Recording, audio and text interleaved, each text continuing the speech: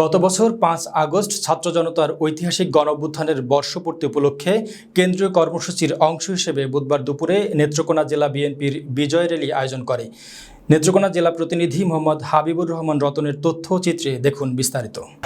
নেত্রকোনা জেলা বিএনপির আহ্বায়ক বিশিষ্ট অর্থোপেডিক চিকিৎসক অধ্যাপক ডাক্তার মোহাম্মদ আনোয়ারুল হকের সভাপতিত্বে সদস্য সচিব ডক্টর মোহাম্মদ রফিকুল ইসলাম হিলালের সঞ্চালনায় পুরাতন কালেক্টরেট ভবনের উন্মুক্ত প্রাঙ্গণে এই র্যালি অনুষ্ঠিত হয়।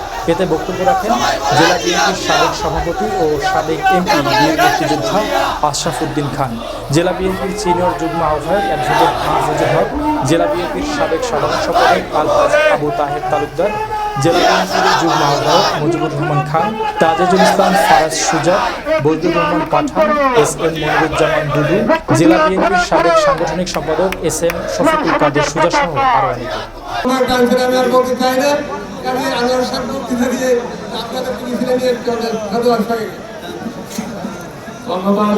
আজকের এই বিজয় র্যালিতে উপস্থিত জেলা বিএনপির সিনিয়র নেতৃবৃন্দ সহ অঙ্গ সহযোগী সংগঠনের নেতৃবৃন্দ, বিভিন্ন উপজেলা থেকে আগত নেতৃবৃন্দ সহ সবাইকে আজকের এই বিজয় মিছিলে উপস্থিত হওয়ার জন্য জেলা বিএনপির পক্ষ থেকে ধন্যবাদ এবং কৃতজ্ঞতা জানাই।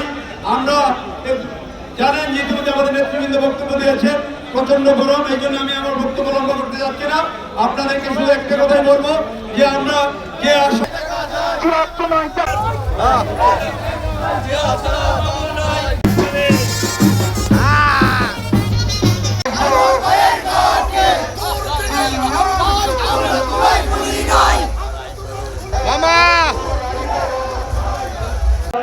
সার্বিক কষ্ট করেছে তাদের সবাইকে ধন্যবাদ জানিয়ে আমি আমার